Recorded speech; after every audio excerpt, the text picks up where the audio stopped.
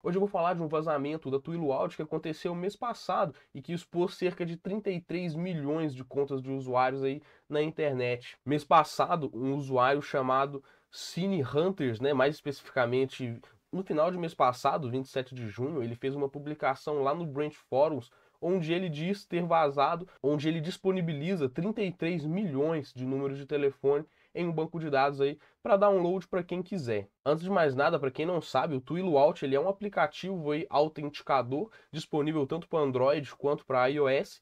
Antigamente ele tinha versões para desktop também, versões para computador, só que há algum tempo atrás, há menos de um ano na verdade, as versões de desktop foram descontinuadas. Então agora ele só está disponível mesmo para smartphones, né, para Android e iOS.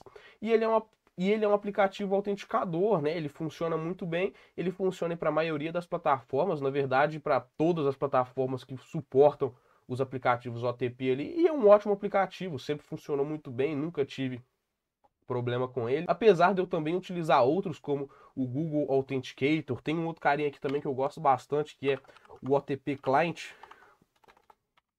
O OTP Client aqui no Debian também utilizo ele, mas apesar de eu utilizar outros, o principal que eu acabo utilizando é o próprio Twilio aqui. E recentemente aconteceu esse vazamento, né, onde esse usuário aqui disponibiliza um arquivo aí com 33 milhões de números de telefones associados à conta. A gente pode dar uma olhada aqui no vazamento e parece não ter muita coisa, né? Aqui nesse vazamento aqui tem o Account ID, que é o ID da conta, o número de telefone. Esse device lock aqui, eu confesso que eu não faço nem ideia do que seja, porque aqui no aplicativo não tem nenhuma função para, bom, para trancar ou alguma coisa assim do tipo. Eu imagino que seja relacionado ao dispositivo em si, se o dispositivo ele tem métodos de tranca, né? Ou seja, PIN, senha, não faço ideia, não tenho ideia do que pode ser, imagino que seja algo do tipo.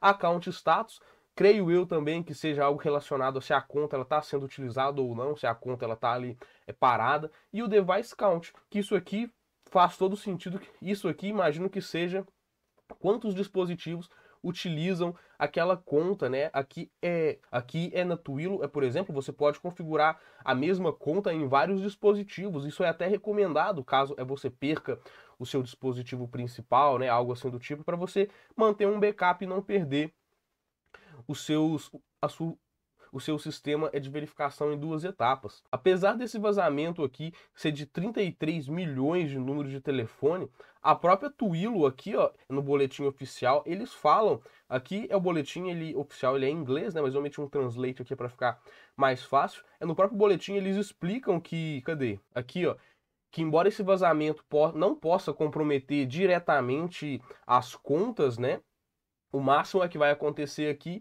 é um ataque de phishing em cima dos usuários. Então, por exemplo, um hacker vai lá, baixa esse banco de dados, pega o número de telefone de alguém que tem conta na Twilio e tenta aplicar um phishing em cima daquele usuário para tentar, bom, evoluir aquele phishing para um acesso direto à conta Twilio daquele usuário, né? Mas embora dado o público-alvo aí da Twilio, eu acho muito difícil um usuário cair em um ataque de phishing via SMS para, bom, perder controle da sua conta da Twilio, mas eu não duvido de mais nada, né?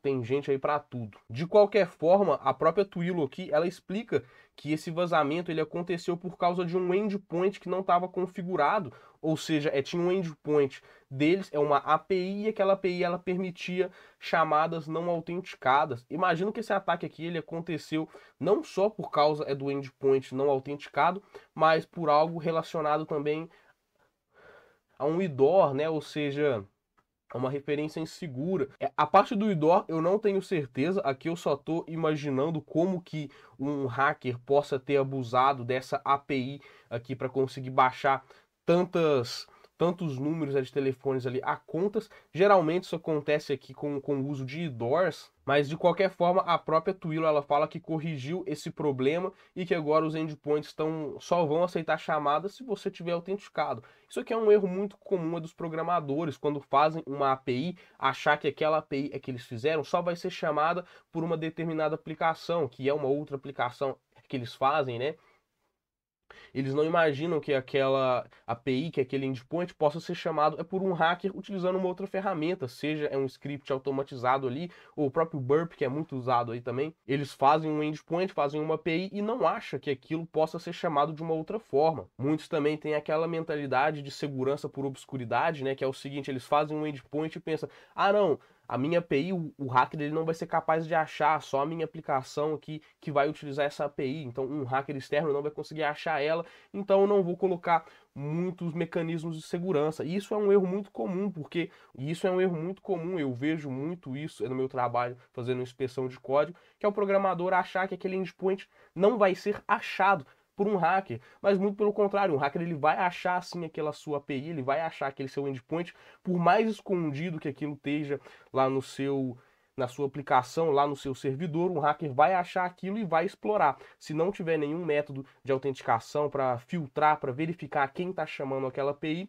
aquilo pode sim evoluir para um ataque sério ou até mesmo um vazamento de 33 milhões aqui de números de telefones de clientes, como foi o caso da Twilio. De qualquer forma, esse vazamento ele não me preocupa, simplesmente porque não contém muitas informações, é apenas o número de telefone. Se tivesse mais informações, como o nome ali do usuário, isso aqui já me preocuparia muito mais, apesar de ter algumas técnicas para você tentar obter outras informações a partir do número de telefone. Essas técnicas vão depender muito do país que você está.